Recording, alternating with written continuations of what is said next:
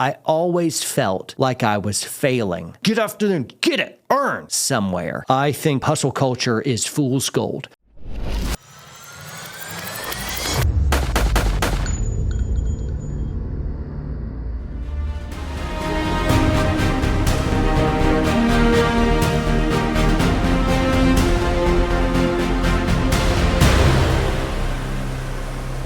Question from a younger viewer. He's a teenager. He's trying to follow the warrior poet way. And he says, John, it just seems like an awful lot. I don't understand how to balance becoming a warrior poet, having a job, reading my Bible, serving, trying to develop the courtship with my lady. How do you balance it all?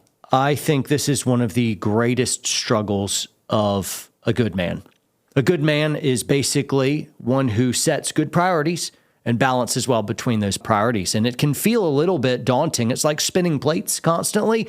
You're like, I'm killing it at work. I'm advancing. I'm doing great. And then you get home and you're wondering why your wife is a little bit more frigid. And you're like, what's wrong? Nothing. Oh, I bet it's not nothing. And then you dig in and she feels neglected, and maybe the kiddos too. And it's like, I've been too much in my own world. I'm like, I need to be making more deposits into family.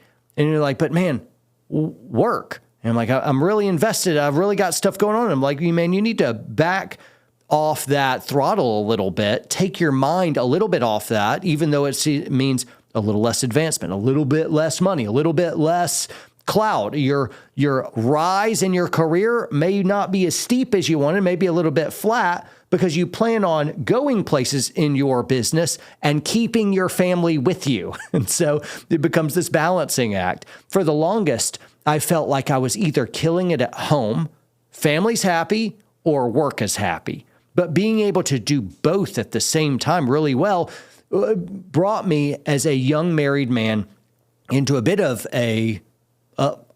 for lack of a better word, a crisis. I always felt like I was failing somewhere. I think there was erroneously placed there, maybe it was just inner drive. I wanted to do whatever I was going to do at 100%. I wanted to, whatever I'm doing, I'm focusing on that, and I'm going to crush this. I'm going to do fantastic. Like hustle culture is good about this. I'm like, get after them, get it, earn, And I think that's wonderful if you can, in the game of career or working out, be singularly minded. But a successful man isn't so singularly minded. Yeah, they may be successful in business and getting the physique they want, but they're on their fourth marriage. And I'm like, well, that's not what I mean by successful man. And then hustle culture falls utterly into ash when you think about the balancing of life. I'm like, no. Don't crush it in one area just to lose it in another. Maybe you're really good at building your body, but you're not working on your soul at all. You're not generous, you're cranky, you're not selfless, you're not a prayerful person, you're not a repentant person. Ask those around you whether you ever apologize for anything. Just listen. Do they ever hear that? Do they hear you being a humble man? Perhaps your body is strong and your spirit is pathetically weak. Your soul is decaying. And I'm like, no. We want all strength, emotional and physical, mental, spiritual. You should be reading books. You should be praying on your knees. You should be loving your wife and reading to your kids and working hard. All the things doing pretty darn well. Now, that's difficult. That's a lot of responsibility. That's a lot of burden. And for a young man, you'll find quickly you're frankly not strong enough. You're not strong enough. And you keep getting this balance thing out of kilter. It's very difficult, and it takes incredible intentionality to balance your life well. It's no small thing. And so we want to be able to really balance our lives very, very well. Now, as we do that, what we find after we do it enough, we become stronger as men. And so it was very difficult to hold all those responsibilities up. If you do it for a little while, you get stronger and stronger and stronger. Now, if you're just majoring on a few of the things at the expense of others, you become kind of like the bodybuilder up top that always skips leg day. I'm like, no, that's off kilter. That's not a good thing. You want even strength building across all your different priorities. And so I would say that is what you're contending with. And if you just set yourself up for setting the right priorities, clearing off all the chaff, all the stuff that isn't really important, you'll start to really gain in strength. Make sure you're also not neglecting rest. You do need rest. If you're trying to sprint a marathon like hustle culture would push you to, you're going to have a really great week, maybe a pretty darn good month, and then you're going to gas out. You're going to tank. And so that's what hustle culture doesn't really understand. And once they fall down exhausted and explode, they get back up and I'm going to do even better. And then it's just this way. But that trend line actually goes down as burnout goes up. And so hustle culture is fool's gold. I've got friends, especially ops community, that are highly engaged in hustle culture, and they don't understand why over the long term their lives are going down, even while their bodies are getting stronger. You make a point, I think that's often forgotten, is that solitude and reflection are important pieces for a man. Constant activity and constant grind leaves you no space to contemplate what it is that's actually happening. Yeah. And or space, if you're a believer, for the Lord to speak into what's happening in your life. I think that solitude and contemplation are worthy things as well, but you feel like you're wasting time. That's right. If you can't take a full day off mentally and physically, you take a Sabbath, you take a full day off, and if you can't do it, it's because you're idolatrizing work. That's what it is. That is your golden calf, and you worship it. And the proof is you can't take a single day off from it. A day that you actually need. You are programmed to need rest. And if you refuse to take it, well, the body keeps the score, and it won't happen today, won't happen next week. Mm-hmm. Maybe you're real strong and you'll make it a month and a half, but eventually you're going to crash, and it's going to be ugly, and other people will have to pay the consequences of it, and you will as well. And then you'll have, do some self-speak, self-coach, get up, you slug, and work harder, and you'll have another sprint and then crash, sprint and crash.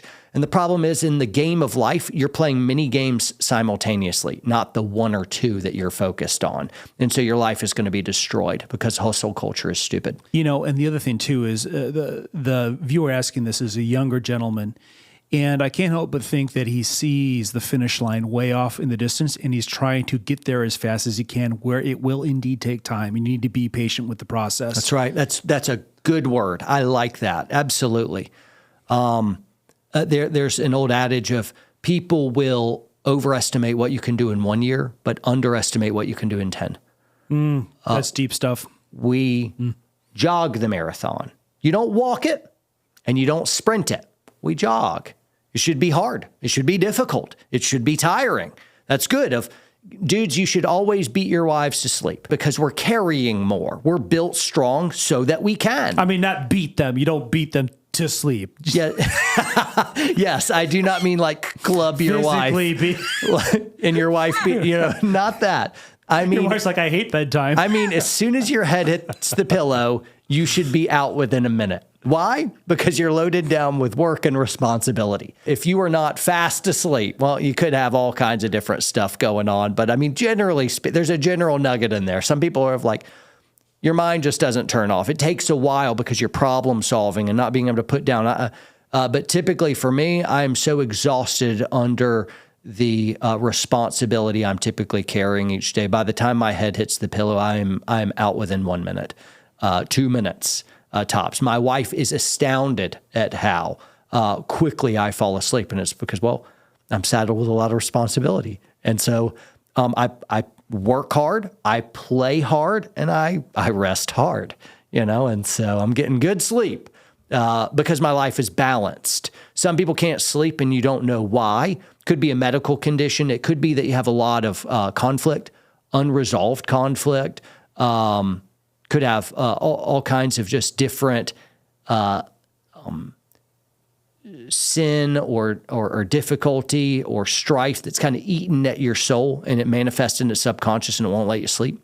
All kinds of stuff could be going on. And I don't want to play psychoanalysis here or pastor here, but I'm just saying your sleep's real important. You got to be able to rest. You got to be able to rejuvenate. We don't, I've heard somebody say we don't, rest from our work. We work from our rest.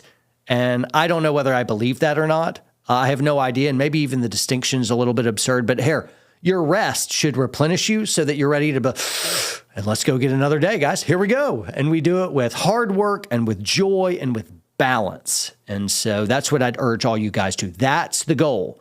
It's not a certain salary or a status or a certain car or a really nice house. That's not the goal. It's priorities are balanced well, and all things under your care are flourishing little bit at a time. And over time, man, holy smokes. That's good investment that pays dividends of joy and impactful legacy that you can't imagine. It won't happen this year. It happens over the next few years, you know? So it's not the incline you want. It's a lower, flatter trajectory that works like that. And I think that's more realistic. And that's the picture that I think would be healthier for you guys to go to.